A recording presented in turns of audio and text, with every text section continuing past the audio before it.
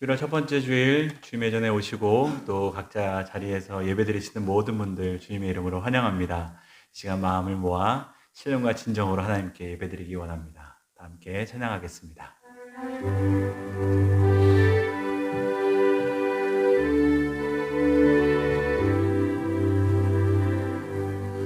모든 영광을 하나님께,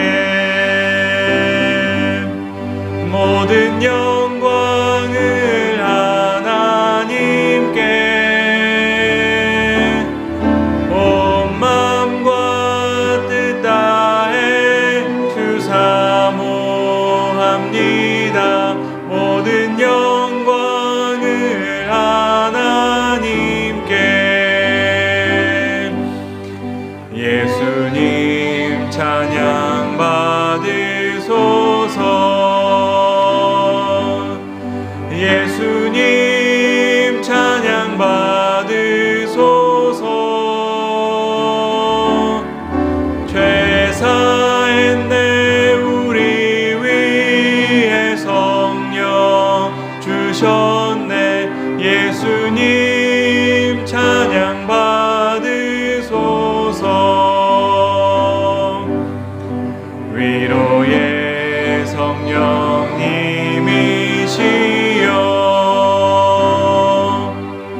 위로의 성령님이시여,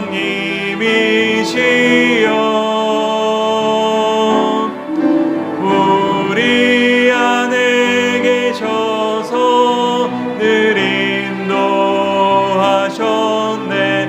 위로의 성령님이시여.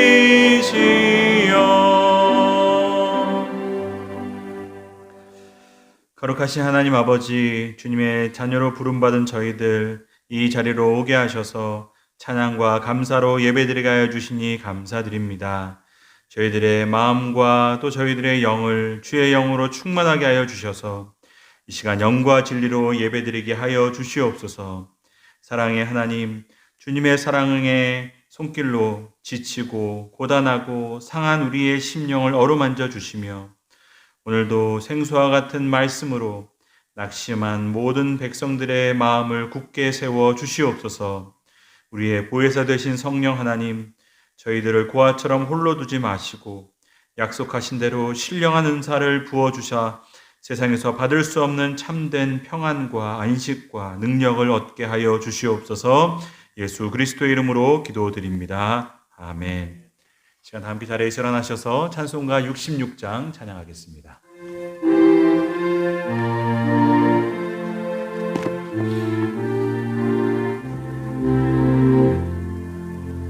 다 감사드리세 온 마음을 주께 바쳐 그 섭리 놀라워 온 세상 기뻐하네.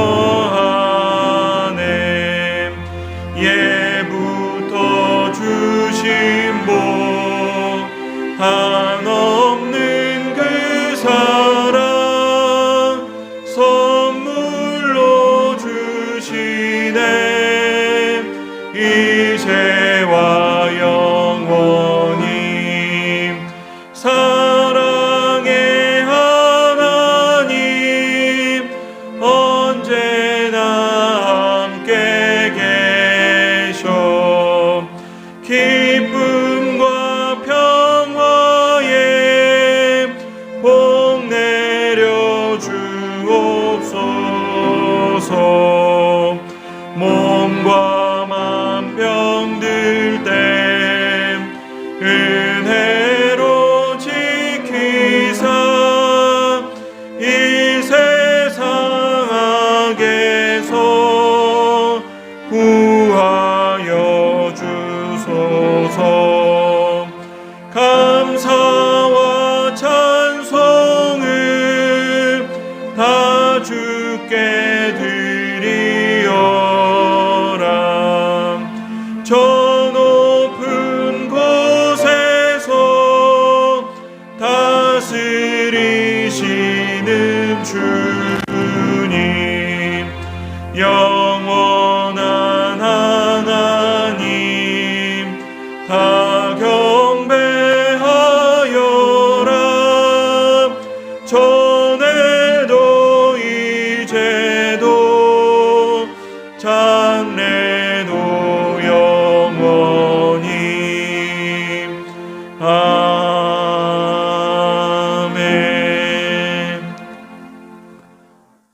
교독 49번 시편 108편의 말씀입니다. 하나님이여 내 마음을 정하였사오니 비파야 수구마 깰지어다. 여호와여 내가 만민 중에서 주께 감사하고 주의 인자하심이 하늘보다 높으시며 하나님이여 주는 하늘 위에 높이 들리시며 주께서 사랑하시는 자들을 건지시기 위하여 우리에게 응답하사 오른손으로 구원하소서. 아멘. 나는 전능하신 아버지 하나님 천지의 창조주를 믿습니다. 나는 그의 유일하신 아들 우리 주 예수 그리스도를 믿습니다. 그는 성령으로 잉태되어 동정녀 마리아에게서 나시고 본디오 빌라도에게 고난을 받아 십자가에 못 박혀 죽으시고 장사된 지 사흘 만에 죽은 자 가운데서 다시 살아나셨으며 하늘에 오르시어 전능하신 아버지 하나님 우편에 앉아 계시다가 거기로부터 살아있는 자와 죽은 자를 심판하러 오십니다. 나는 성령을 믿으며 거룩한 공교회와 성도의 교제와 죄를 용서받는 것과 몸의 부활과 영생을 믿습니다. 아멘. 함께 자리에 앉아서 찬송가 390장 함께 찬양하겠습니다.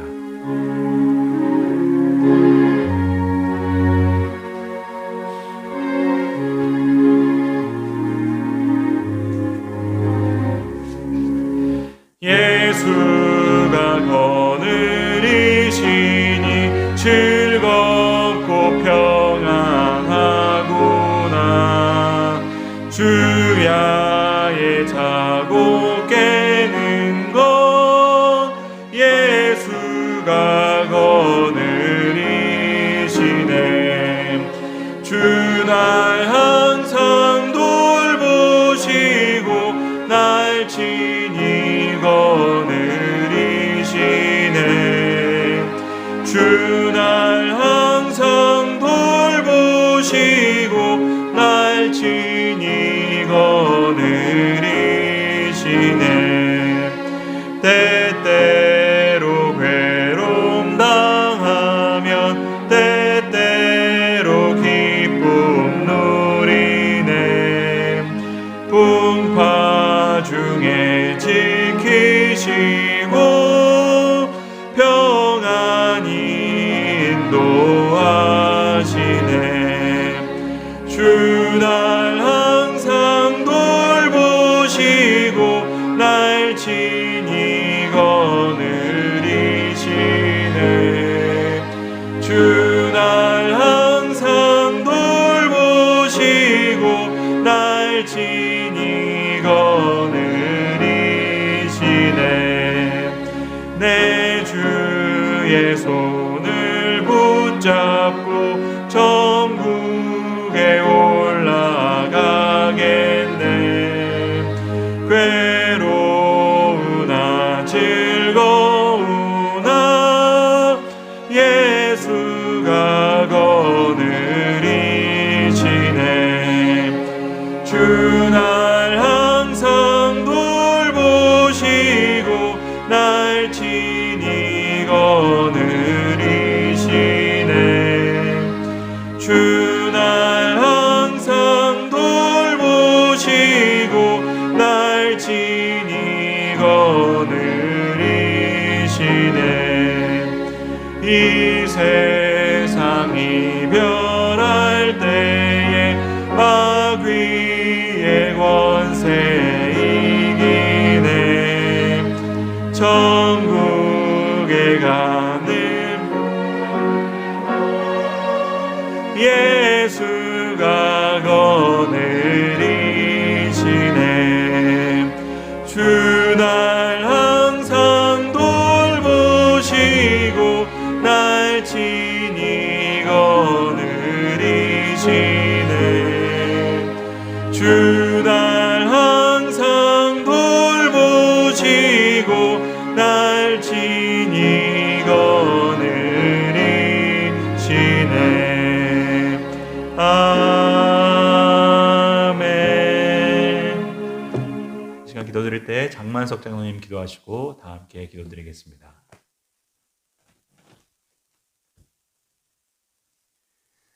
거룩하신 우리 하나님 아버지, 오늘 이 거룩하고 복된 날 하나님 전에 나와서 주의 백성들이 주님 앞에 마음을 다하여 예배할 수 있도록 인도해 주신 것을 감사합니다. 영원히 영광과 존귀와 찬송을 받으시기에 합당하신 우리 하나님께 이 시간 온 마음을 다하여 하나님께 예배로 나가오니 우리 하나님, 우리의 예배를 기뻐 받아주시고 흠양하여 주시옵소서. 하나님이 우리 마음과 생각과 말과 행실을 거룩하게 하시고 이 어려운 시기에 하나님 사랑하고 이웃을 사랑하고 교회를 사랑하며 사는 우리 사랑하는 모든 성도님들 되게 해 주시옵소서. 이 시간 이 예배를 통해서 우리 마음을 온전히 주님 앞에 드리기를 원합니다. 온 세계가 코로나 전염병을 창궐하여 참 어려운 시기를 살아가고 있는 이때에도 우리 하나님이 여전히 우리를 사랑하시고 또 성실하게 하나님이 일하시고 계시는 줄로 믿습니다. 이 코로나 전염병을 통하여서도 하나님이 이 땅에서 이루시고자 하는 뜻이 이루어질 수 있도록 우리 하나님 도와주시고, 특별히 하나님 아버지여, 정말로 세계 모든 열방이 이 고난과 역경을 통해서 창조주 하나님을 찾을 수 있도록 도와주시며, 우리 하나님의 크고 광대하심을 볼 수 있도록 인도해 주시옵소서. 이 나라와 민족을 사랑하신 하나님, 우리나라가 무엇이간데 이렇게 선교대국, 경제대국으로 하나님께서 성장케 해주셨습니까? 하나님, 이 백성들이 하나님의 깊으신 사랑과 은혜를 깨닫게 하시고 늘 하나님께 감사하며 모든 민족이 하나님을 깊이 경외하는 민족이 되게 도와주시옵소서. 하나님의 법을 사랑하는 자는 큰 평안이 있으리니 저희에게 장애물이 없으리로다 했습니다. 하나님의 법을 사랑하는 이 백성들 되게 도와주시고 세계 모든 민족 위에 뛰어난 이민족이 되게 도와주시고 세계 여러 선진국들과 더불어서 어깨를 나란히 할 수 있는 이민족이 되게 도와주시옵소서. 나라를 이끌어가는 이 나라의 지도자와 위정자들에게 하나님이 지혜를 주시고 분별력을 허락해 주셔서 의와 진리로 이 나라를 잘 이끌어갈 수 있도록 우리 하나님이 은혜 베풀어 주시옵소서. 한국교회를 축복하신 하나님, 우리 한국교회를 통해서 세계 선교 일익을 감당할 수 있게 하시고 이 마지막 때에 하나님 더욱 깨어 기도하며 아버지 하나님 제사장의 직분을 다할 수 있는 우리 한국교회가 되게 해 주시옵소서. 특별히 우리 광장교회를 사랑하신 하나님, 주님의 뜻이 있어서 이곳에 하나님 교회를 세워주셨사오니 우리 광장교회가 데살로니가 교회처럼 믿음으로 소문난 교회, 성김이 가득한 교회가 되게 도와주시옵소서. 하나님, 누구든지 으뜸이 되고자 하는 자, 크게 되고자 하는 자는 종이 되고 섬기는 자가 되라고 주님 가르쳐 주셨습니다. 하나님, 우리에게 아버지 하나님, 이제 나보다 다른 사람을 더 낫게 여길 수 있는 겸손한 마음을 부어주셔서 우리가 하나님 아버지 주님 섬길 때, 이웃을 섬길 때, 다른 사람들을 섬길 때 감사하는 마음으로 정말로 하나님 아버지 섬기는 저희들이 되게 도와주시옵소서. 하나님, 우리가 가정에서나 직장에서나 하나님 아버지 어떤 곳에 있든지 하나님 섬기는 사람으로서 정말로 우리 주님의 그 사랑을 실천할 수 있는 저희들이 되게 도와주시기를 간절히 기도하고 원합니다. 이제 2021년도 우리 광장교회가 나아갈 방향을 하나님 아버지 저희들 이제 계획하고 있습니다. 하나님, 2021년도 정말로 2020년대보다 더 하나님 아버지 우리 광장교회가 좋은 계획들을 주님 안에서 세우게 도와주신 것을 감사합니다. 더 건강한 교회로, 우리 하나님 보시기에 더 아름답고 든든한 교회로 성장하게 하시고 우리 광장교회가 이 지역에 정말로 선한 영향력을 미칠 수 있는 교회가 되게 해 주시옵소서. 오늘도 귀한 사자 목사님 귀한 말씀 가지고 하나님 증거할 때, 말씀 선포할 때 하나님께서 우리 가운데 하나님 성령의 기름 부으심이 있게 하시고 성령의 임재가 뜨겁게 역사하는 살아있는 예배가 되게 도와주시옵소서. 오늘 이 시간 하나님 예배 가운데 말씀 가운데 성령으로 임재해 주셔서 위로받을 자 위로받게 하시고 하나님 치료받을 자 치료받을 수 있도록 우리 하나님께서 역사해 주시기를 간절히 기도드리며 예수님 거룩하신 이름으로 기도하옵나이다. 아멘.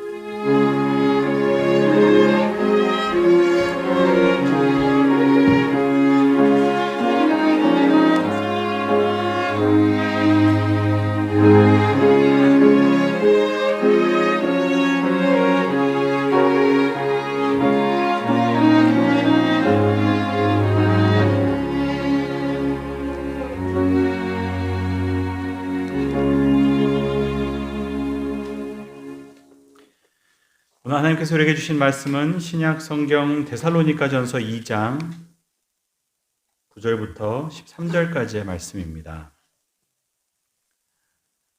지난주 본문에 이어서 데살로니가 2장 9절부터 13절까지의 말씀을 봉독해 드리겠습니다. 형제들아, 우리의 수고와 애쓴 것을 너희가 기억하리니 너희 아무에게도 폐를 끼치지 아니하려고 밤낮으로 일하면서 너희에게 하나님의 복음을 전하였노라. 우리가 너희 믿는 자들을 향하여 어떻게 거룩하고 옳고 흠없이 행동하였는지에 대하여 너희가 증인이요 하나님도 그러하시도다. 너희도 아는 바와 같이 우리가 너희 각 사람에게 아버지가 자기 자녀에게 하듯 권면하고 위로하고 경계하노니 이는 너희를 부르사 자기 나라와 영광에 이르게 하시는 하나님께 합당히 행하게 하려 함이라. 이러므로 우리가 하나님께 끊임없이 감사함은 너희가 우리에게 들은 바 하나님의 말씀을 받을 때에 사람의 말로 받지 아니하고 하나님의 말씀으로 받음이니 진실로 그러하도다. 이 말씀이 또한 너희 믿는 자 가운데에서 역사하느니라. 아멘. 오늘 하나님께서 주신 본문을 통하여서 우리 모두에게 말씀하여 주실 줄로 믿습니다. 영국의 18세기에 윌리엄 윌버포스라는 정치인이 한 분 계셨습니다. 여러분도 혹시 들어보셨는지 모르겠지만 제가 이분에 대해서 신대원 졸업할 때 졸업 논문도 썼던 기억이 있는데 이분은 이제 의원으로서 당시 이제 대영 제국이라고 불리는 이 영국이라는 큰 나라에 그늘지고 또 어두웠던 부분들을 개혁하고 또 회복하는 일을 감당했던, 그래서 혹자들은 이분을 영국의 양심이다라고 불렀던 그런 정치인이었습니다. 이분이 했던 일 중에 가장 유명한 일은 이 노예 무역을 폐지했던 일입니다. 당시 이제 영국의 수많은 사람들이 노예 무역으로 먹고 살았습니다. 그리고 영국에 어마어마한 이익을 가져다 주었던, 우리나라가 지금 반도체로 돈을 벌듯이 당시에 영국은 이 노예 무역으로 돈을 어마어마하게 벌었습니다. 근데 이제 이것이 하나님 뜻이 아니라는 것을 알고 이것을 이제 폐지하는 법안을 발의합니다. 그리고 50년 동안 이 일을 위해 싸웠습니다. 핍박도 있었고 암살의 위협도 몇 번이나 있었지만 이분이 굴하지 않고 한결같이 50년 넘게 이 법안과 싸우고 이 악행과 싸움으로 인해서 돌아가시기 1년 전에 이 법안이 이제 통과됨을 보고 이분이 돌아가셨습니다. 우리가 뭐 노예 해방하면 링컨을 이제 떠올리지만 사실은 링컨보다 수십 년 전에 영국의 이 윌버포스라는 아주 신실했던 그리스도인이 이제 그 동료들이라고 불리는 클레펌파라는 이 동료들과 함께 당시 노예무역도 폐지하고 또 술과 도박에 빠져 있었던 수많은 사회의 이제 악행들과 싸우면서 사회를 개혁했던 그런 일을 감당했습니다. 근데 사실 이분이 이런 모든 일을 정치인으로서 감당하지 못할 뻔한 한 위기가 그의 인생에 있었는데, 그가 젊은 시절에 이제 은혜를 받고 주님을 인격적으로 만나고 한때 성직자가 되려고 꿈을 꿨습니다. 그래서 이제 사역자가 되려고 이제 마음을 품고 당시 이제 유망했던, 또 윌버포스가 굉장히 믿고 따랐던 목사님 중에 존 뉴튼이라는 목사님이 계셨는데, 여러분 이분도 여러분이 다 잘 아시는 분입니다. 이분은 어메이징 그레이스, 나 같은 죄인 살리신을 작곡했던 그 당시 영국의 지금까지도 유명한 목사님이신데, 이분을 찾아가서 상의했던 겁니다. 제가 성직자가 되고 싶습니다 라고 말씀을 드렸더니 이 존 뉴턴 목사님께서 꼭 하나님 일을 할 때 성직자만 하나님 일을 하는 게 아니다. 너가 있는 자리에서 얼마든지 하나님의 일을 감당할 수 있다. 꼭 목사가 될 필요가 없다. 꼭 사역자가 될 필요가 없다. 라고 하셔서 이 윌버포스를 그냥 정치인의 자리로 돌려보냅니다. 저는 거기서 하나님 일을 하라는 겁니다. 여러분, 그래서 그분이 이제 이 윌버포스가 거기에 이제 사명을 받고 이제 정치인으로서 하나님의 일을 감당했던 겁니다. 존 뉴튼 목사님은 하나님 일은 우리 모두에게 주어진 것이고 우리가 있는 자리에서도 얼마든지 하나님의 사명을 감당할 수 있다는 것을 이제 깨닫게 해준 겁니다. 사실 어제가 이제 10월 31일 이제 우리 교회에서는 종교개혁 기념일로 이제 지키는 날입니다. 이 날은 우리가 잘 알듯이 루터가 95개조 반막문을 이제 비텐베르크 성문에 붙였던 날이 이제 503년 전 오늘입니다. 1517년 이 비텐베르크 성문 앞에 이제 루터가 반박문을 붙인 날이 이제 10월 31일이기 때문에 그날을 기념해서 이제 종교개혁 기념일이라고 부르는데, 종교개혁이 우리에게 많은 영향을 끼쳤지만 그 중에 중요한 것 중에 하나가 뭡니까? 만인이 제사장이다라는 것을 우리에게 다시 깨닫게 해주었던 겁니다. 흔히 이제 세계사 시간에는 만인 제사장설이라고 말하는 건데, 여러분, 이 말은 우리가 하나님께 모두가 직접 나아갈 수 있다는 겁니다. 다 예전에는 제사장이 없으면 예배할 수 없었고 제사장이 없으면 하나님께 나아갈 수 없었는데, 이제는 예수님이 오신 이후에는 그 휘장이 열리고 모두가 하나님께 나아갈 수 있게 되었다는 겁니다. 또 이 만인 제사장설이 말하는 한 가지 또 다른 의미는 뭐냐면, 다시 말해 모두가 다 제사장, 모두가 다 하나님의 사역자라는 말입니다. 특별히 사역자가 따로 있는 것이 아니고 우리가 있는 각자의 자리에서 하나님의 사명을 따라 살아야 하는 사람들임을 이제 이 개혁자들이, 종교 개혁자들이 우리에게 다시 한번 성경을 통해 확인시켜 준 것입니다. 여러분, 제가 이 말을 이렇게 장황하게 드리는 이유가 뭐냐면, 사실 지난주부터 오늘 이어지는 이 섬김이 가득한 교회라는 말씀 가운데 이제 이 이야기가 사실은 포함되어 있기 때문에 그렇습니다. 우리가 모두가 주님의 종이고 섬기는 사람으로 산다는 말은, 다시 말해 우리 모두가 다 사역자라는 말입니다. 우리 시대에 이제 안타까운 문제 중에 하나가 뭐냐면, 모두가 다 이 소비 사회에서 소비자로 살아간다는 겁니다. 우리 사회는 모든 것이 다 소비로 귀결되어집니다. 우리는 워낙 이 도시에서 사는 삶에 익숙해지고 이 현대사회에 익숙해져서 내가 소비하면서 사는 존재인지를 모르지만, 여러분, 몇십 년 전, 몇백 년 전에 비하면 우리는 어마어마하게 소비를 하고 사는 사람들입니다. 그리고 소비를 통해서 내 스스로를 확인합니다. 여러분, 한번 생각해 보십시오. 우리도 뭐를 사는 것이 나이고 우리가 뭘 취하는 것이 내가 됩니다. 우리는 소비를 통해서 나를 인식하고 내 정체성을 확인합니다. 여러분, 이게 사실은 사회적으로도 큰 문제이지만 신앙에 있어서도 큰 문제가 됩니다. 왜냐하면 우리는 신앙생활도 소비하는 소비자로 신앙생활하기 때문에 그렇습니다. 다시 말해서 훌륭한 설교, 좋은 프로그램, 좋은 시설, 이런 것들을 그냥 소비하고 사는 신앙인으로서 산다는 겁니다. 이게 신앙생활인 줄 안다는 겁니다.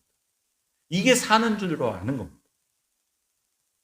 여러분, 우리는 예전에 영화를 감상한다는 표현을 썼습니다. 문화를 감상한다고 생각했습니다. 근데 요즘은 컨텐츠들을 소비하는 겁니다. 어마어마하게 쏟아지는 수많은 문화적 컨텐츠들을 그냥 보고 넘기는 겁니다. 남지도 않습니다. 마음에 울림도 없습니다. 그냥 끊임없이 소비하고 사는 겁니다. 마치 그렇듯이 우리는 신앙생활을 소비하듯 신앙생활을 하는 겁니다. 내가 유명한 교회를 다니면 그 교회 브랜드가 나인 줄 아는 겁니다. 그럼 우리가 명품을 입으면 내가 명품이 된 것처럼 착각하듯이, 우리 교회가 유명한 교회면 내 신앙생활이 잘하고 있는 거라고 생각한다는 겁니다. 여기에 하나님을 깊이 만나는 기쁨이 없습니다. 하나님 안에서 성장하겠다는 마음이 없습니다. 그저 브랜드가 좋은 교회에 다니면 내가 좋은 신앙이라고 착각하는 겁니다. 신앙에 성숙하는 것에는 관심이 없습니다. 그저 좋은 설교를 소비하고 교회에서 나오는 멋진 음악들을 소비하고 교회에서 주는 양육 프로그램이나 또 성경 공부에 좋은 상품들을 소비하면서 만족을 누립니다. 아, 오늘 예배는 좋았어. 그리고 그냥 소비해서 넘겨버립니다. 아, 오늘 예배가 참 좋았어. 또 소비하고 넘겨버립니다. 이것이 정말 내 신앙의 중심이 되면 하나님을 깊이 만나는 데에는 아무도 가려고 하지 않는 겁니다. 그냥 소비하면 잘했다고 생각하는 겁니다. 그래서 누구도 종으로 살려고 하지 않습니다. 섬기는 사람으로 살려고 하지 않습니다. 내가 사명이 있다고 생각하지 않습니다. 그죠? 성직자들이나 몇몇의 직분자들에게만 국한된 이야기라고 생각하는 겁니다. 여러분, 근데 이것이 하나님이 원하시는 것이 아니라는 겁니다.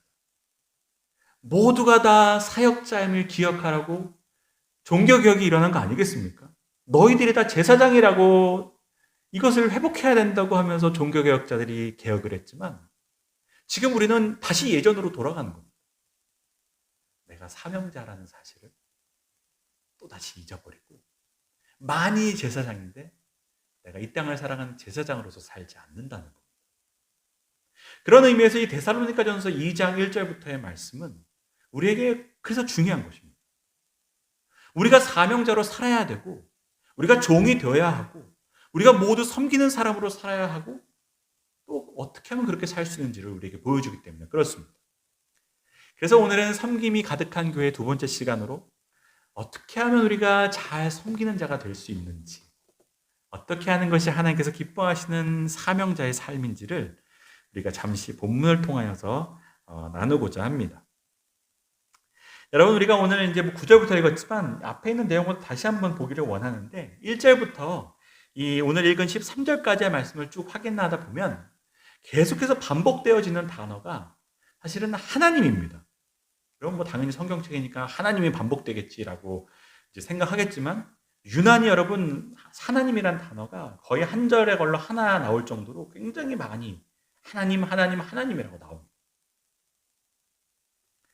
여러분, 여기서 우리가 배울 수 있는 것은 너무 당연한 말이겠지만 우리의 섬김은 그 시작부터 끝까지 하나님입니다. 여러분, 우리의 사역이, 섬김이 어떻게 시작됩니까? 어떻게 출발합니까? 내 열심으로 시작합니까? 내가 자원하는 마음이 있어서 우리의 사역이 시작됩니까? 그렇지 않습니다. 하나님의 부르심으로 시작한다는 겁니다. 여러분, 오늘 4절 말씀, 이제 오늘 본문 4절 말씀을 보면 이렇게 되어져 있습니다. 오직 하나님께 옳게 여기심을 입어 복음을 위탁받았으니 라고 되어져 있습니다. 우리의 사역은 하나님께서 우리를 옳게 여기심으로 시작된다는 겁니다. 다시 말해 우리를 충성되이 여기셔서 우리가 일할 수 있다는 겁니다. 또 우리가 일하는 사람이 되었다는 겁니다. 다시 말해 우리가 그리스도인이 된다는 것은 하나님께서 우리를 충성되이 여기셔서 네가 복음을 받았으니 이제 너가 복음을 위해 살래? 이제 네가 복음을 받았으니 네가 이 복음을 전하는 역할을 감당할래? 라는 부르심과 같다는 겁니다. 여러분, 이것을 우리가 소명의식이라고 말하는데 여러분, 세상에서도 요즘 소명의식이라는 단어를 잘 씁니다. 그래서 국어사전에도 이 소명의식이라는 단어가 있습니다. 국어사전에서 정의하는 소명의식은 바로 이겁니다. 부여된 명령을 꼭 수행해야 한다는 책임 있는 의식. 간단히 말해서 책임감으로 이 소명의식을 설명합니다. 근데 이 국어사전에서 놓치고 있는 가장 중요한 정의는 여러분, 사실 소명이란 말은 부르셨다는 말이에요. 콜링이란 말이에요. 여기 소명의 소자가 부를 소자 아닙니까? 단순한 책임의식이 아니라 우리를 부르신 분이 있다는 겁니다. 우리가 부름을 받았다는 겁니다. 여러분, 부르신 분이 없으면 소명이라는 것이 생길 수가 없는 겁니다. 그래서 여러분, 우리는 항상 부르신 분에 대한 인식이 있어야 됩니다. 누가 우리를 부르셨나? 날 부르신 분을 아는 겁니다. 우리가 군대 갈 때 나라의 부름을 받았다라는 말을 보통 쓰지 않습니까? 나라에서 불렀기 때문에 가는 겁니다. 다시 말해 나라의 국가에는 의무를 부여할 만한 권한이 있다는 것을 우리가 인정하기 때문에 그 부름을 받아 군에 들어가는 겁니다. 여러분, 우리가 부른다고 다 갑니까? 부른다고 다 합니까? 중요한 것은 누가 불렀냐는 겁니다. 그게 가장 그 일의 중요함을 결정하는 기준이 되는 겁니다. 그럼 보통 형제들, 자매들끼리 싸울 때 형이 갑자기 너 이것 좀 치워 라고 말하면 동생이 대뜸 뭐라 합니까? 네가 뭔데 날 시켜. 여러분, 이게 사실 권한의 문제입니다. 너에게는 나에게 이걸 치우라고 말할 수 있는 권한이 없다는 겁니다. 그런데 이제 거기다 대고 형이 한마디 더 붙이면 이거 엄마가 하라고 그랬어. 그럼 말이 달라지는 겁니다. 일의 내용이 달라진 게 아니고 이것이 어디로부터 온 이야기인지가 달라진 겁니다. 누가 불렀는지가 달라진 겁니다. 그러면 완전히 모든 것이 달라지는 겁니다. 여러분, 사도 바울이 계속해서 2장에서 하나님을 반복하는 이유가 사실 그것입니다. 누가 불렀는지가 중요하다는 겁니다. 그걸 아는 것이 중요하다는 겁니다. 하물며 나라가 불러도 두말 안 하고 가는데, 하물며 나라가 권한을 갖고 일을 시켜도 우리가 해야 되는데, 우리를 부르신 분이 누구냐는 겁니다. 온 우주의 창조주가 되시고 주인이 되시고 왕이 되시고 통치자가 되시는 그분이 우리를 불렀는데 그것으로 이미 끝났다는 겁니다. 무슨 설명이 더 필요하냐는 겁니다. 우리에게 주신 사명이라는 것이 바로 그런 거라는 겁니다. 내가 지금 맡고 있는 일과 내가 감당해야 될 일들이 다 그런 거라는 겁니다. 그 일의 경중은 내가 하는 일의 내용이 아닙니다. 누구에게로부터 온 일이냐는 겁니다. 우리가 이것을 알면 우리의 자세와 태도와 모든 것이 달라지게 되어져 있습니다. 우리를 부르신 분을 아는 것이 왜 중요하냐면 우리가 일을 하다 보면 사명을 감당하다 보면 지칠 때가 있기 때문에 그렇습니다. 회의가 됩니다. 뭐 때문에 내가 이러고 있지? 내가 왜 이렇게까지 하고 있지? 막 예상치 못한 일들이 일어날 때 낙심이 됩니다. 어렵습니다. 내가 뭐 하고 싶어서 하는 것도 아니고 내가 무슨 잘못된 동기로 시작한 일도 아닌데 내가 왜 이렇게 힘들어야 되냐? 여러분, 사도 바울도 그런 일들이 많았습니다. 2절 지난주에 우리가 읽었듯이 우리가 먼저 빌립보에서 고난과 능욕을 당하였으나 우리 하나님을 힘입어 많은 싸움 중에 하나님의 복음을 너에게 전하였노라. 이 말이 뭡니까? 내가 고난을 많이 받았다는 겁니다. 내가 어려움이 많았다는 겁니다. 저 빌립보에서도 내가 어려웠다는 겁니다. 그렇게 고난이 많았는데, 그렇게 힘든 일들이 많았는데, 그럼에도 불구하고 그 어려움이, 힘듦이 내가 이 일을 중단하는 이유가 될 수 없다는 겁니다. 왜? 그분이 부르셨습니까? 그분이 주신 일입니까? 그래서 하나님이 내게 이 사명을 주셨다는 것을 아는 사람은 다시 한번 생각하는 겁니다. 어려움 가운데, 힘든 상황 가운데 선하신 하나님께서, 실수가 없으신 하나님께서 왜 나에게 이 자리에 있게 하셨는지, 왜 이 사람들과 나와 함께 있게 하셨는지를 다시 한번 묻는 겁니다. 그럼 여러분, 중단할 수가 없는 겁니다. 포기할 수가 없는 겁니다. 여러분, 우리의 모든 성매의 자리에서 다 마찬가지입니다. 여러분, 가정에서도 얼마나 힘든 일이 많습니까? 우리의 삶의 자리에서, 직장에서 사실 어려운 일들이 참 많습니다. 그럼에도 불구하고 우리는 또 묻는 겁니다. 선하신 하나님, 실수가 없으신 하나님께서 왜 이 사람들과 나를 함께하게 하셨는지, 왜 나를 여기에 두셨는지 그분의 선하심을 바라보는 겁니다. 그분의 선하심을 신뢰하는 겁니다.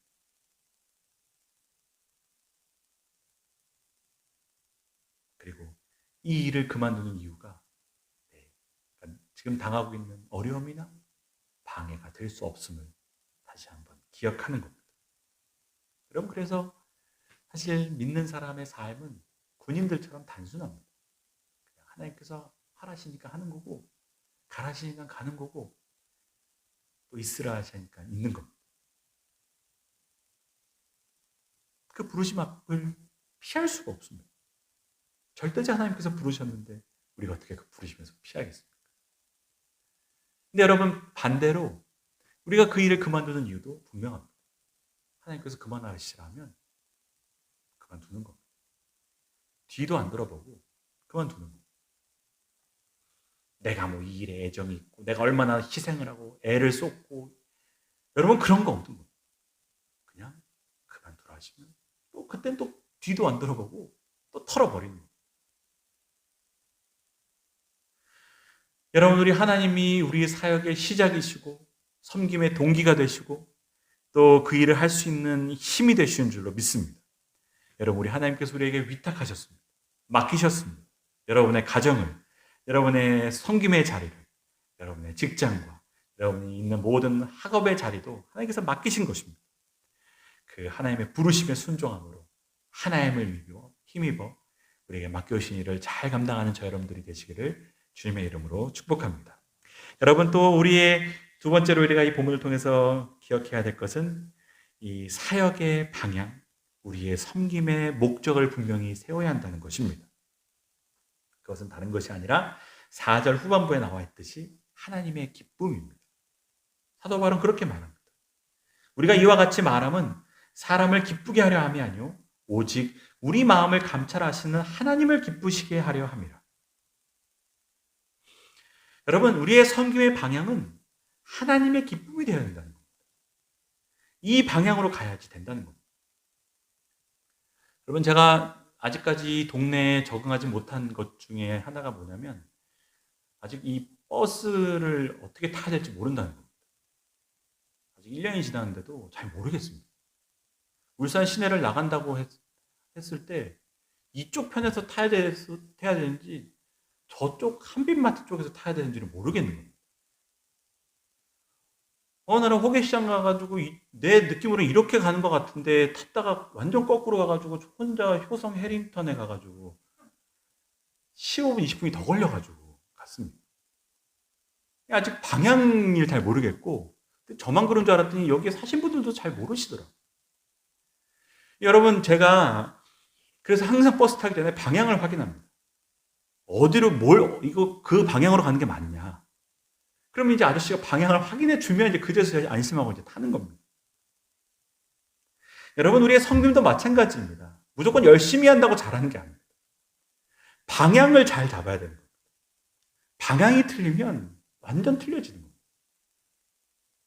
근데 우리의 섬김이 버스 타는 것보다 더 어려운 이유는 뭐냐면 버스는 그냥 처음에 방향만 확인하면 그냥 그 버스는 방향을 따라 가지만 우리는 처음에 방향을 잘 잡아도 중간에 이 방향이 어긋날 수가 있습니다. 달라질 수가 있습니다.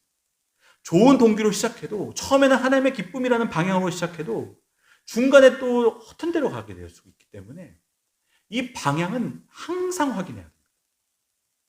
매일매일 확인해야 됩니다. 내가 정말 바른 방향으로 이 일을 섬기고 있는지, 일하고 있는지. 그래서 우리가 기억해야 되는 것은 그 일의 겉모습이 바른 것처럼 보여도 그것 때문에 옳은 일이 되는 것은 아니라는 겁니다. 더 직접적으로 말씀드리면 목사도 단순히 목사이기 때문에 하나님의 일을 하는 것이 아니라는 사실입니다. 교회를 하는 것이 자동적으로 내가 하나님의 일을 한다고 말할 수 없는 겁니다. 우리는 그냥 교회를 하나님 일, 목사는 하나님 일을 하는 분 이렇게 생각하지만 그 일을 하나님의 기쁨을 위해 하지 않으면 하나님의 일이 아니 될 수 있다는 겁니다. 그게 어디서 결판이 나냐? 방향이 틀려서 그렇습니다. 방향이 잘못됐다는 겁니다. 그래서 오늘 본문에서도 하나님의 기쁨이라는 올바른 방향의 반대 의미로 사람을 기쁘시게 하려 함이라는 말이 나옵니다. 여러분이 사람을 기쁘시게 하기가 얼마나 쉬운지 모릅니다. 사람을 기쁘시게 한다는 것도 두 가지로 볼 수 있는데 먼저는 하나님의 기쁨 대신해서 내 기쁨, 내 만족, 내 유익, 내 이익을 위해서 일할 수 있다는 겁니다. 얼마든지 하나님 일을 하면서도 하나님과 상관없이 내 이익을 위해 일할 수 있다는 겁니다. 그러면 제가 설교 준비를 하면서 늘 내 안에 일어나는 싸움들이 있습니다. 어제도 그랬고 매일 설교 준비할 때마다 항상 제 안에 스트레스와 부담이 있습니다. 여러분 뭐 목사는 툭 치면 언제든지 설교가 툭 튀어나오는 줄 아시지만 여러분이 설교가 얼마나 부담이 되고 스트레스가 되는지 모릅니다. 이 부담의 주된 이유가 뭐냐면 설교 내일 잘해야 되는데 내일 설교 좋아야 되는데 그런 부담감이 항상 저를 짓누릅니다. 그때 이제 제가 제 스스로에게 하는 질문이 있습니다. 설교를 왜 잘해야 되는데? 설교가 왜 좋아야 되는데? 내가 뭐 하려고 설교를 잘해야 되는지를 내 스스로에게 묻는 겁니다. 설교 잘한다는 칭찬을 받으려고, 우리 목사님 설교 잘한다는 인정받으려고, 나를 바라보는 수많은 사람들의 기대를 만족시키려고. 여러분 보통 내가 부담을 갖고 스트레스가 받는 경우에는 보통 이런 생각이 들 때입니다. 그때 여러분 제가 제 마음을 다시 고쳐먹는 겁니다. 방향이 틀린 겁니다. 이미 내 마음이 잘못된 방향으로 가고 있는 겁니다. 여러분 설교가 뭡니까? 그저 주신 말씀 전하는 게 설교 아니겠습니까? 설교 잘해서 내가 인정받으면 그게 무슨 의미가 있겠습니까? 설교를 통해 내가 드러나면 그 망한 설교 아니겠습니까? 우리 목사님 설교 잘해가 도대체 무슨 유익이 있겠습니까? 그저 주신 말씀 성실하게 준비해서 전하면 되는 겁니다. 그렇게 방향을 수정하는 겁니다. 그러면 하나님께 맡길 수 있는 겁니다. 내가 잘해야지가 아니라 하나님 역사해 주시기를 간구하는 겁니다. 여러분 내가 잘해도 하나님의 역사 안 하시면 그 설교 아무 의미가 없습니다. 내가 좀 못해도 하나님이 역사하시면 그게 더 유익한 거 아니겠습니까?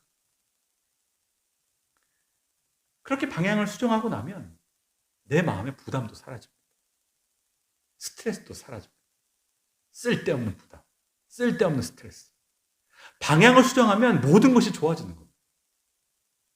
근데 자꾸 방향을 못 잡으니까 자꾸 쓸데없이 어려운 겁니다. 또 여러분 사람을 기쁘게 한다는 말은 이제 내 유익, 내 명예뿐만 아니라 다른 사람들의 유익을 위한다는 말이기도 합니다. 비슷한 얘기겠지만 여러분 우리가 하나님 일을 할 때 사람들 좋게 한다는 겁니다. 사람들에게 인기 얻으려고 하는 겁니다. 사람들 보기 좋게 한다는 겁니다. 그래서 4절 말씀 뒤에 나오는 5절 말씀에 이렇게 기록이 되어져 있습니다. 너희도 알거니와 우리가 아무 때에도 아첨하는 말이나 탐심의 탈을 쓰지 아니한 것을.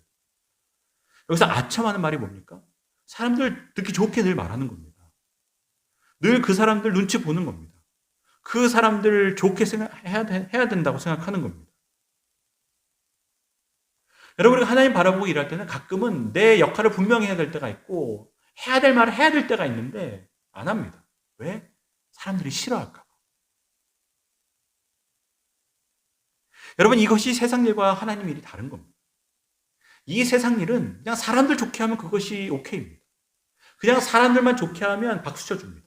그거가 가장 주된 유익이고 관심이고 목적입니다. 그러나 우리의 사명은 그렇지 않다는 겁니다. 하나님의 기쁨이라는 겁니다. 하나님의 기쁨을 따라가다 보면 늘 그런 것은 아니지만 인간의 기쁨과 충돌할 때가 생기는 겁니다. 물론 여러분 어떤 분들은 하나님의 기쁨을 너무 극단적으로 받아들여서 사람들 말 하나도 듣지 않고 사람들 다 무시하고 독불장군처럼 일한다. 사실 그것도 아닙니다. 그런 의미는 아니지만 우리가 하나님의 기쁨을 향해 걸어갈 때 인간들의 기쁨과 충돌하는 부분이 생긴다는 겁니다. 그때는 모두가 반대하고 싫어해도 우리가 하나님께서 기뻐하신 일을 향해 나아갈 수 있어야 된다는 말입니다. 여러분 가정에서도 마찬가지고 학교에서도 직장에서도 어떤 삶의 자리에서도 마찬가지인데 하나님의 기쁨이 우리의 섬김의 방향이 되어야 될 줄로 믿습니다. 아이들을 키울 때도 마찬가지고 하나님의 기쁨이 목표입니다. 우리가 열심히 일하는 것도 중요하지만 항상 우리가 무슨 마음으로 일을 하고 있는지를 돌아보며 우리의 모든 삶이, 우리의 모든 하는 일이 하나님의 기쁨이 되는 은혜가 있게 되시기를 주님의 이름으로 축복합니다. 여러분, 마지막으로 우리가 이 본문을 통해 살펴볼 내용은 우리가 이 하나님을 섬기는, 또 하나님을 또 봉사하는 이 종된 삶에 모델이 있다는 겁니다. 눈에 딱 보이는 모델. 오늘 사도 바울이 이제 두 부류의 사람들을 들어서 우리가 어떻게 섬겨야 되는지를 모델로서 보여주는데, 먼저 7절 말씀에 사도 바울이 그 이야기를 시작하기 전에 사도로서의 권위에 대해서 설명합니다. 7절 말씀에 우리는 그리스도의 사도로서 마땅히 권위를 주장할 수 있으나 도리어 너희 가운데 유순한 자가 되어 라고 말하는데, 여러분, 사도 바울이 사도에게 있는 권위를 알고 있습니다. 본인이 사도로서 이 권위를 갖고 일하고 또 이 권위를 누리면서 일하는 것이 문제가 안 되는 것임을 다 알고 있습니다. 여러분, 초대교회의 사도는 어마어마한 권한과 또 권위를 갖고 있었습니다. 왜 안 그렇겠습니까? 다 둘째치고 이분들은 예수님을 본 사람들이고 예수님께 직접 사사받은 사람들입니다. 그러면 끝난 거 아니겠습니까? 무슨 대학교 박사 졸업장 필요 없습니다. 예수님 본 사람인데, 예수님께 직접 가르침 받은 사람들인데, 여러분, 그것이 교회에서 어떤 권위를 가졌겠습니까? 그런데 사도 바울이 내가 그런 권위를 갖고 권위를 누리며 일을 할 수 있음에도 불구하고 내가 어떻게 일했냐? 첫 번째, 내가 유모와 같이 일했다. 여러분, 당시 로마 사회에 유모들이 있었습니다. 종으로서 그 주인의 자녀를 키우는 사람들. 사도 바울은 그 유모들을 보면서 배웠던 겁니다. 내가 저 모습으로 하나님 섬기면 하나님 기뻐하시겠다. 살아있는 교제였습니다. 유모들이 어떻습니까? 내 자녀가 아닙니다. 내가 낳은 아이가 아닙니다. 그럼에도 불구하고 내 아이처럼 젖먹이고 키우는 겁니다. 온갖 희생을 다 하는 겁니다. 온갖 애를 다 쓰는 겁니다. 그래서 그 아이가 잘 크면 내 영광이 되냐? 그것도 아닙니다. 나에게는 영광이 1도 오지 않습니다. 알아주는 사람 하나도 없습니다. 그러나 유모는 충실함으로 그 아이를 키우는 겁니다. 사도 바울이 그 마음으로 데살로니가 교회를 섬겼다는 겁니다. 내가 얻을 유익이 없는 겁니다. 이 교인들은 다 하나님의 자녀들이고 이 교인들이 잘 커서 내가 뭐 덕 보려는 게 없다는 겁니다. 나는 그냥 유모와 같은 마음으로 섬기고 떠난다는 겁니다. 나를 부정하고 내가 없어지는 겁니다. 나는 그 유모와 같은 마음으로 종의 자리에서 섬기고자 했다는 겁니다. 여러분, 그게 얼마나 참 귀합니까? 그리고 오늘 또 본문에 보면 11절에 아버지 같이라고 말이 나옵니다. 내가 너희들을 아버지와 같이 섬겼다는 겁니다.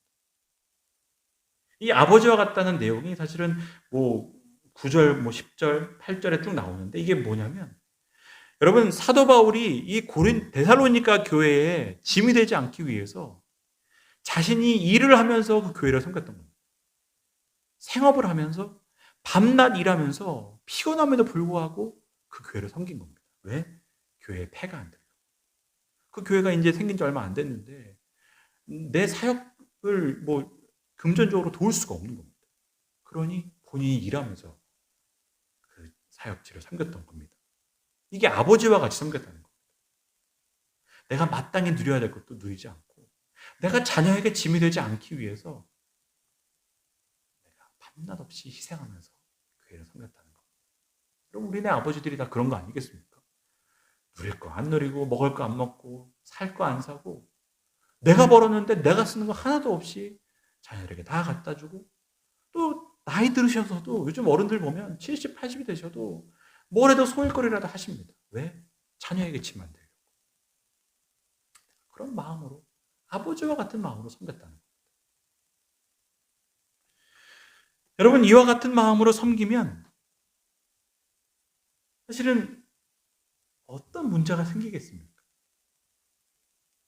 내가 사도로서 권위가 있지만 그 권위를 군림하는 데 쓰지 않고 오히려 그 권위를 갖고 더 낮아진 곳으로 갔다는 겁니다. 그것으로 더 겸손하게 섬겼다는 겁니다. 여러분, 우리가 가정에서, 교회에서, 우리에게 주시는 사역의 자리에서 이렇게 사도 바울과 같은 마음으로 섬겨야 될 줄로 믿습니다. 그렇게 섬기는 사람들이 많은 가정, 그렇게 섬기는 사람들이 많은 교회, 그렇게 섬기는 사람들이 많은 나라. 여러분, 그러면 그것이 하나님께서 다스리시는 하나님의 나라, 천국이 되지 않겠습니까? 여러분, 우리가 그렇게 살아갈 때 하나님이 기뻐하십니다. 하나님만 기뻐하실 뿐만 아니라 사람들이 금방 압니다. 아, 저 사람 꾸준히 하려고 그러는구나. 아, 저 사람 어려운 일을 나서서 감당하려고 하는구나.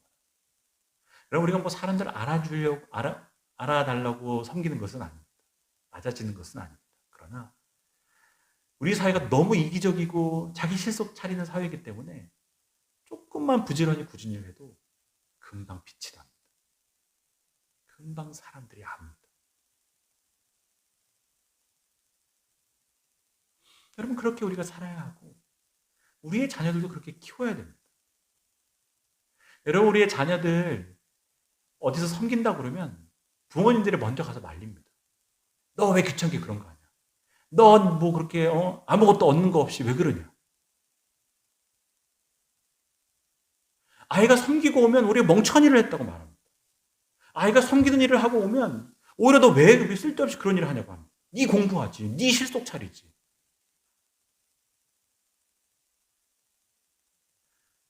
오히려 섬기는 아이들을 나무랍니다. 그럼 우리가 왜 공부합니까? 섬기기 위해 공부하는 거 아니겠습니까? 우리가 다 섬기기 위해 사는 거 아니겠습니까? 그런데 섬기는 아이를 나무라는 시대로 우리가 사는 겁니다. 여러분, 결국 하나님이 존귀하게 만드시는 분들은 섬기는 자들입니다. 이 세상에서도 결국 섬기는 자들이 리더가 되는 겁니다. 섬기는 자들을 알아주는 겁니다. 섬기는 자를 따르게 되어져 있고 섬기는 자들에게 마음을 열게 되어져 있습니다. 섬기는 사람은 리더가 되지 말라고 해도 리더가 되는 겁니다. 여러분, 공부 잘해서 내 자식이 리더가 되는 것을 생각하지 마십시오. 섬기는 자가 앞선 자가 되는 겁니다. 섬기는 자를 하나님께서 들어 쓰시는 겁니다. 하나님은 섬기는 자를 지금도 찾으시는 겁니다.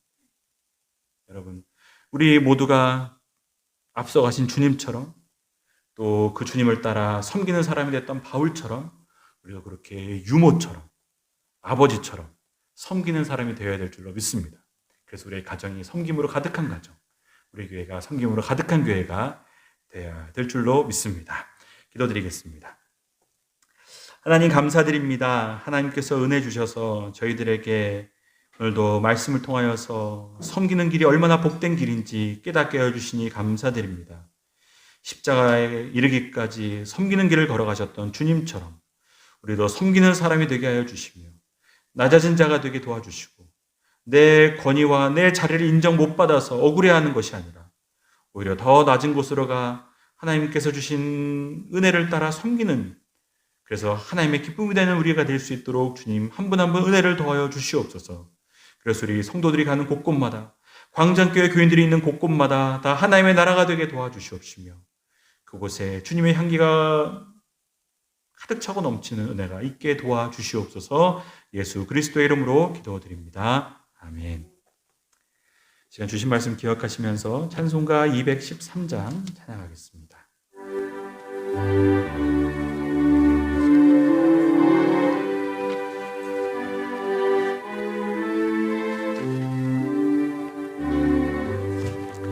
나의 생명 드리니 주여 받아주셔서 세상 살아갈 동안 찬송하게 하소서. 손과 발을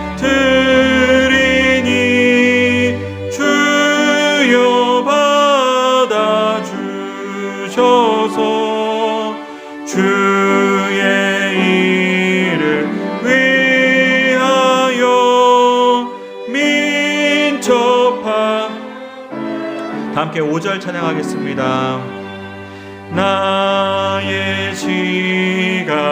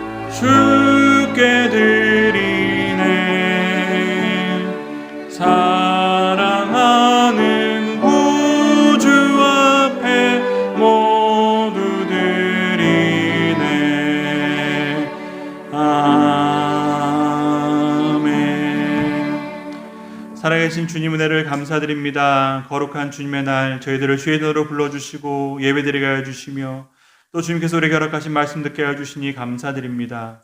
우리가 한평생 늘 겸손하게 하여 주시며 낮은 자리로 가게 도와주시고 이 세상은 다 위를 향하여 올라갈지라도 우리는 주님을 따라 저 낮은 곳으로 가 항상 섬기는 종의 모습으로 살아가도록 은혜를 부어 주시옵소서.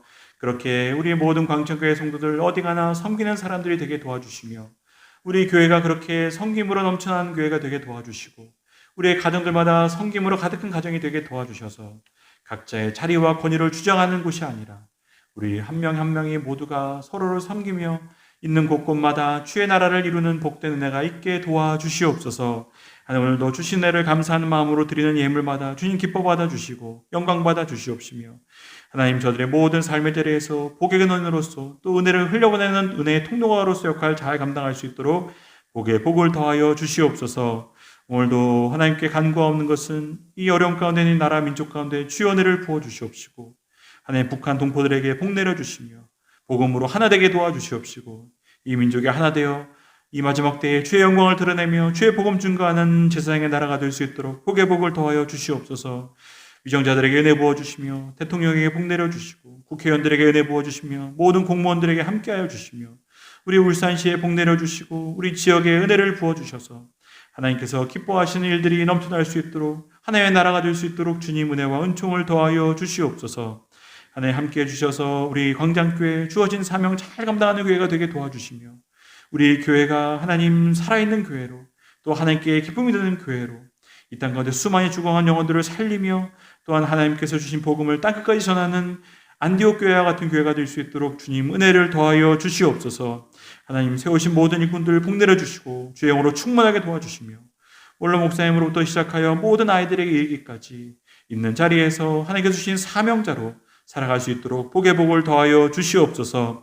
모든 선교인마다 복 내려주시며 선교사님들의 삶과 가정 가운데 은혜 부어주시고 복음의 결실이 늘 풍성히 맺혀지게 도와주시옵시며 또 우리 성도들 가운데 질병과 여러 어려움 가운데 간구하는 성도들의 기도를 들어 응답하여 주시옵시며 또 우리 자녀들 또 학생들 또 시험 준비하며 직장 준비하며 앞날을 준비하며 또 수능이 앞에 있습니다. 또 모든 일들을 준비하는 가운데 있는 우리 자녀들의 앞길을 열어주시며 시온을 데려같이 열어주셔서 우리 믿는 자의 가정들마다 잘 되게 도와주시옵시고 저들이 하나님의 영광을 드러내는 이 땅을 섬기는 리더들이 될 수 있도록 주님 복 내려 주시옵소서. 군으로 인해 또 유학으로 인해 직장으로 인해 객지에 나가 있고 또 해외에 나가 있는 모든 가정들 자녀들에게도 주님께서 함께하여 주시옵시며 어디 있든지 하나님을 예배하게 도와주시며 하나님을 잘 섬기는 믿음의 귀한 자녀들 될 수 있도록 은혜를 더하여 주시옵소서. 감사드립니다. 예수 그리스도의 이름으로 기도드립니다. 아멘. 네, 잠시 광고 드리겠습니다. 주부로 참조해 주시기를 바랍니다. 나라 민족을 위해 계속 기도해 주시기를 바라고 여러분 어떤 기도의 자리를 빨리 회복하시기를 바랍니다. 그래서 이 연말 이제 벌써 11월이고 2달밖에 안 남았는데 여러분 기도하는 마음으로 올 한 해 잘 마무리하시는 은혜가 있으시기를 주님의 이름으로 축복합니다. 그리고 우리가 11월 셋째 주 추수감사절로 항상 지키는데 이제 2주 남았습니다. 오늘이 11월 1일 첫째 주일이고 11월 1일이 첫째 주일이라 약간 좀 빨리 오는 것 같습니다. 11월 15일이 이제 추수감사절인데 여러분들 올 한 해 주신 은혜들 기억하시면서 함께 하나님께 마음을 다해 힘을 다해 감사하는 복된 절기가 되시기를 바랍니다. 그리고 이제 이번부터 준비위원회를 세워서 절기를 준비하려고 합니다. 그래서 뭐 추수감사절이든 성탄절이든 부활절이든 일단 그 계획하고 일단 기획하는 준비팀이 먼저 움직이면서 조금 더 잘 하나님께 절기를 준비해 드리기를 원합니다. 그래서 첫 번째 절기 준비위원장으로 우리 이병관 장로님 수고해 주실 것이고 또 아울러서 같이 준비위원도 몇 분 더 임명이 될 겁니다. 임명되신 분들은 감사하는 마음으로 잘 온 교회가 함께 감사할 수 있도록 준비해 주시고 그렇다고 뭐 준비위원만 준비하냐 그렇지 않습니다. 준비위원이 기획을 하면 또 여러분들께 다 부탁을 할 겁니다. 이거 준비해 주시고 그러면 한 마음에 되어서 준비해 주시기를 부탁드립니다. 그리고 지난주 우리 세례 입교식 은혜 가운데 잘 마쳤는데 이 증서가 준비되어져 있습니다. 지난주 세례 입교 받으신 분들은 세례 입교 증서를 꼭 수령해 가시기를 부탁드립니다. 그리고 저희가 점심 식사가 아직 정상적으로 진행이 안 돼서 정상화될 때까지 매주 저희들이 간단한 간식을 제공하려고 합니다. 맛있게 드시고 또 교회와 예배를 위해서 또 계속 기도 많이 해주시기를 부탁드립니다. 그리고 오늘부터 역대하 말씀을 함께 묵상하기 시작했습니다. 여러분 기억해 주시고 매일매일 주어진 말씀 묵상하시면서 함께 은혜를 나누는 하루하루가 되시기를 바랍니다. 네, 우리 옆에 분들과 함께 인사하겠습니다. 섬기겠습니다. 또 봉사하겠습니다. 라고 인사하겠습니다.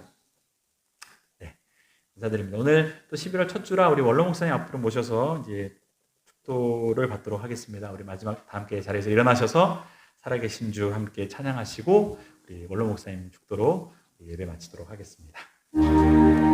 살아계신 주 나의 참된 소망 걱정 근심 전혀 없네 사랑해